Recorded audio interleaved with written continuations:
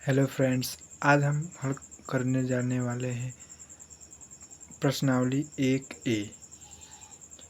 1A का हमारा पहला क्वेश्चन है, निम्नलिखित संख्याओं का एचसीएफ ज्ञात करने के लिए यूक्लिड विभाजन एल्गोरिथ्म का प्रयोग कीजिए।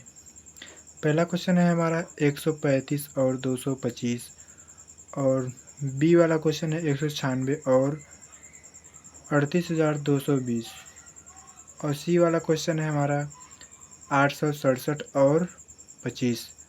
तो फ्रेंड्स, हम सबसे पहले ए वाले को हल करते हैं। 135 और 225 हल है हमारा। 135 भागे 225, ये हमारा आसान विधि है। अभी हम आप लोगों को दिखाएंगे एल्गोरिथ्म विधि कैसे हल करते हैं। तो 135 का हम पहाड़ा पढ़ेंगे एक बार तो 135 आया। क्यों, अगर हम 2 बार ले जाएंगे तो इससे अधिक हो जाएगा। आप लोगों को तो भाग आता ही होगा, आशा करता हूँ।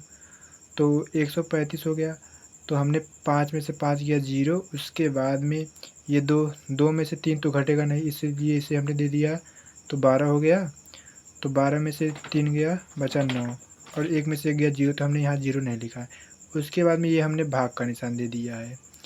उसके बाद में ये जो 135 था उसे यहाँ दे हमने लिख दिया।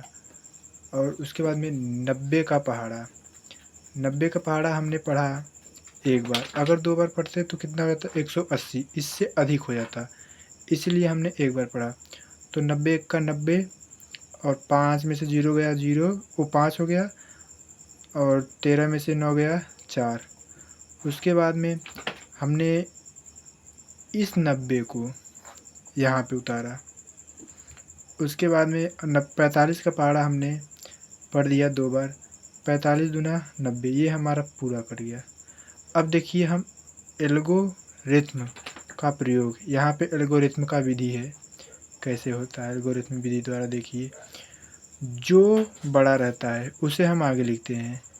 जैसे आपने यहाँ पे देखा होगा कि 225 है और 135 है, तो हमारा 225 वाला बड़ा था, इसलिए हम यहाँ पे एल्गोरिथ्म विधि में हम 225 को कहाँ लिखेंगे, आगे लिखेंगे। लेकिन जब इस विधि द्वारा हल करेंगे तो जो छोटा रहेगा वो यहाँ पे रहेगा, और जो बड़ा रहेगा वो अंदर रहेगा। तो एल्गोरिथ्म विधि का हम प्रयोग करते हैं। जैसे यहाँ पे देखिए 135 है और 225 है, तो हमने बड़े वालों को 225 को लिख दिया यहाँ पे, और बराबर 100 ये वाला 135 यहाँ। अब ये जो एक है यहाँ का 135 का पहाड़ा हमने एक बार पढ़ा है, तो यहाँ पे लिख दिया। उसके बाद में प्लस जो हमारा शेष फल बचा है ये वाला हमने यहाँ पे लिख दिया। उसके बाद में अब 135 को यहाँ पे लिखें, बराबर उतारें। उसके बाद में ये जो लास्ट में है इसे यहाँ पे लिखें। तो अब देखिए 90 का पहाड़ा हमने एक बार पढ़ा, 90 का पहाड़ा एक बार पढ़ा, 90 आया, शेषफल कितना है 45। तो जितनी बार पहाड़ा पढ़े हैं हमने यहाँ पे लिखे, और उसके बाद में प्लस लगा के शेषफल कितना बचा हमारा 45, तो हमने यहाँ पे 45 लिख दिया। उसके बाद में ये 90 यहाँ पे हमने लिखा बराबर, और ये 45 को यहाँ पर, और गुणे का निशान। अब 45 का पहाड़ा हमने देखिए यहाँ पे 45 का पहाड़ा 2 बार पढ़ा था, तो 45 दूना 90 यानी पूरा कट गया। तो 45 दूना 90, ये 2 बार पहाड़ा हमने पढ़ा था, तो यहाँ पे 2 प्लस, अब शेषफल 0 बचा तो हमने 0। तो इसका HCF 45 होगा। अब हम दूसरे सवाल के बारे में बात करेंगे। सवाल बी, 196 और 38,220। तो चलिए यहाँ पे हल, पहले हम भाग विधि हल करेंगे। ये होता है हमारा सरल तरीका। उसके बाद में हम करते हैं एल्गोरिथ्म का प्रयोग। लेकिन पेपर में ये विधि नहीं करना है, ये रफ कार्य में करना है। हमें पेपर में केवल ये विधि करना है, आप अच्छे समझ लीजिएगा। अभी एक बार हम आपको और बताएंगे। देखिए 196 छोटा था हमारा, इसलिए हमने आगे लिखा, और 38,220 हमारा बड़ा था, इसलिए हमने बीच में। अब 196 का पहाड़ा हम 195 बार पढ़ेंगे, तो हमारा 38,220 आ जाएगा। इसलिए यहाँ पे शेषफल क्या बचेगा हमारा 0। एल्गोरिथम का प्रयोग करते हैं।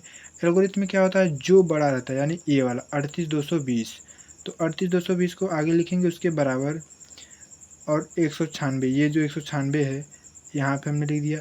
अब 196 का पहाड़ा हमने 195 बार पढ़ा, तो क्या बचा हमारे पास 0। तो इसका HCF कितना हो जाएगा 196। यहाँ पे जो आता है वही हमारा HCF होगा। अब देखिए हम तीसरा सवाल लगाते हैं, यानी सी, सवाल नंबर सी, 867 और 225। फ्रेंड्स ध्यान दीजिएगा, हम अभी आपको बताएंगे कि पेपर में हमें ये वाला विधि नहीं करना है, हमें ये वाला विधि रफ कार्य में करना है और हमें ये वाला विधि पेपर में करना है। तो रफ कार्य में ये वाला करके आप लोग काट देंगे। तो जो हमारा छोटा रहता है उसे हम लिख दिए यहाँ और 870 को लिख दिए बीच में। तो 25 का पहाड़ा हमने 3 बार पढ़ा पहले, 25 का पहाड़ा 3 बार, 25 तिहाई 75। अब 6 में से 5 गया 1, 8 में से 7 गया 1, अब ये 7 उतर गया। अब 25 का पहाड़ा हमने 7 बार पढ़ा, 4 बार पढ़ा, 25 चौका 100, अब ये हमारा 100 हो गया। अब इस 117 में से 100 घटाएंगे तो 17 बचा, फिर भागे कर दिया हमने, और उसके बाद में ये वाला 25 यहाँ पे हमने उतारा। 17 का पहाड़ा 1 बार पढ़ा, 17 1 का 17, अब हमने 25 में से 17 को घटाया तो बचा हमारा 8, हमारा 8 बचा। तो अब 8 को हमने भाग में, अब 17 कर दिया यहाँ अंदर। अब 8 का पहाड़ा 2 बार पढ़ा, 16 आ गया, 8 दूना 16। तो अब 16 में से गया, 17 में से 16 गया 1, और ये वाला 8 हमने उतार दिया बीच में। अब 1 का पहाड़ा हमने 8 बार पढ़ा तो कितना आ गया 8, और बचा कितना हमारे पास 0। अब देखिए हम एल्गोरिथम का प्रयोग विधि है ये हमारा।